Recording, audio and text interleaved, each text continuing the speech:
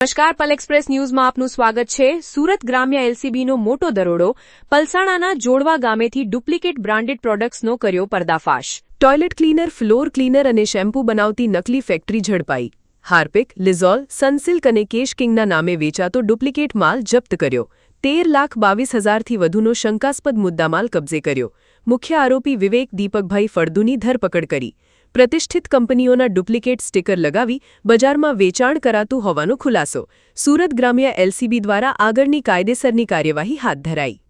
Police મહાનિરીક્ષક Shri Premvir સિંહ સાહેબ તથા police અધિક્ષક શ્રી રાજેશ ગઢિયા સાહેબ નાઓએ વિસ્તારમાં ચાલતી ગેરકાયદેસર પ્રવૃત્તિઓ શોધી કાઢી કાયદેસર કાર્યવાહી કરવા માટે આપેલ સૂચના અનુસંધાને એલસીબીની ટીમ વિસ્તારમાં પેટ્રોલિંગમાં હતી।